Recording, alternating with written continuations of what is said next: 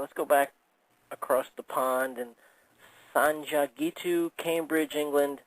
Does Katie foresee this work being instituted as an official fixture in psychology and counseling practices, or is national and international certification still a ways away? Well, we offer CEUs for at the school and our public events, and so we have a lot of recognition there, and also it's within the VA, the Veterans Hospitals, and my school, this 9-day school, is full of psychologists and psychiatrists, and they're all working together. There's a forum on our website where they're all working together, and we have scientific studies happening that they're nothing short of miraculous, and they're not released yet, and we want it solid before we release it. So people tend to, until something has all of the data to back it, they tend not to put it out verbally, and everyone's using it. Once you have the work, it's like, and you're sitting with a client, you just can't talk about the problem anymore. You right. question what you're believing within that problem, and it's done. It is done, and until the next thing comes up, of course, and then eventually you wonder why it's been so many years that you haven't suffered. And then you have the answer, of course. And thanks for listening in the UK. Let's stay international. I think I saw a Brazil somewhere. Here's a Brazil. Karina Diaz, Sao Paulo, Brazil. This show is a blessing. How can I use the work to enrich my spiritual life? And does Byron Katie suggest teaching this to my young children of 10 and 13 years? Oh, children love this. Oh, they adore this work, and it makes sense to them. Let's say, for example, you can't. I couldn't teach it to my children. I could teach it to myself, and I could give them the 4 questions and turn around, and then they had the opportunity to do with that what I do with it, and as I grow, they get free through the way. By just noticing the way that I see things and experience things, and they do the work. So they have both going for them. But young children they adore this. And you can go to the internet and find examples of feelings. I use where it shows the little faces with the smiles and the frowns and all of that. And then they have really simple answers to and descriptions. And then when you get to how do you react when you believe that thought, they can describe to you through these pictures if they're, children even younger than yours. But children your age can begin to describe their feelings and get in touch with them through that 3rd question and those pictures. But children love it of all ages. And, if the thoughts I was believing as I was so stuck in that suicidal state, our children have those thoughts by the time they're 4 and 5 and 6 years old. The same thoughts. They haven't attached to them at the level that I did as a 40-plus-year-old woman. Huh.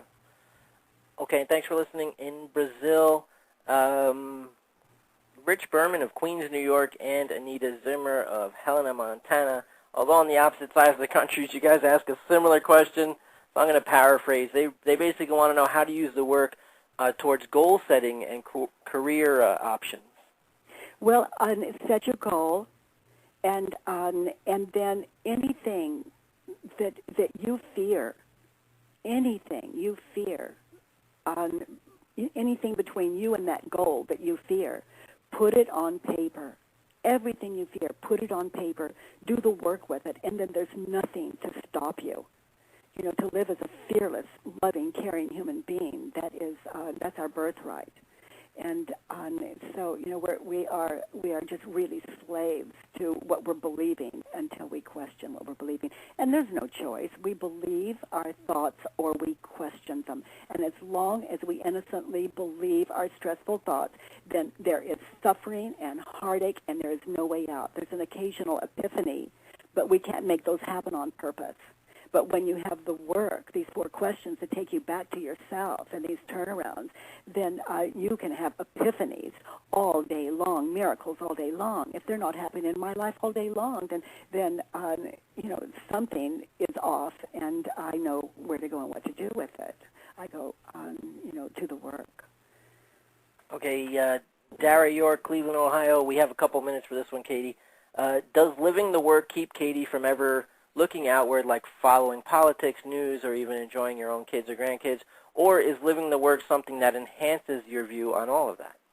Oh, it enhances my view on all of it. Oh, my goodness. I watched the Democratic Convention last night and the night before, and my grandkids are the light of my life, and my children, and it enhances everything, the flowers and the trees and the way we smell. When this work first hit me, and I hear it from a lot of people doing the work, when you first enter the work, the grass starts to smell like it did when you were a child, and smells of the fruits and the vegetables. Everything becomes enhanced and heightened. It's just it's a beautiful thing to be new and begin again, and that's what happens when you question your mind. I did all morning yesterday morning. There was a film crew here doing a new movie that with Ice-T and E-Ray and all of these just amazing, wonderful people from this wild and wonderful culture that is out there, and it was so much fun. It doesn't matter what our backgrounds are. Everyone can get free from where they are, and there's no exception to that. With or without arms or legs, or in situations that you think there's no way out, everyone has an equal shot at this from where they are right here, right now, under all conditions. Katie, an hour is never enough with you, but I want to thank you for coming on. My favorite quote from you today was beautiful. I don't do war with God. I absolutely love it. Folks, we've been speaking with Byron Katie. Her website is thework.com. Internationally best-selling author who has brought the work to millions of people around the world for more than 20 years. Her new book is Who Would You Be Without Your Story? Dialogues with Byron Katie. It's going to be released in October of 2008. Check out thework.com. Katie, thanks again for coming on. I appreciate all your work.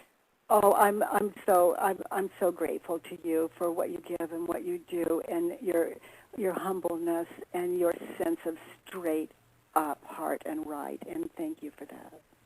And thank you, folks.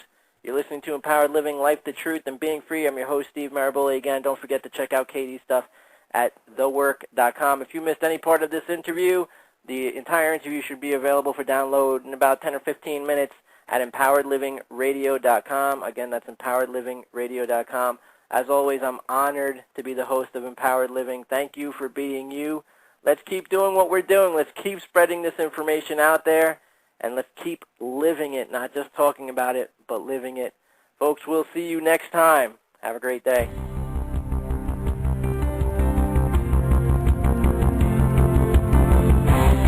A Better Today would like to thank you for listening to Empowered Living, Life, the Truth, and Being Free.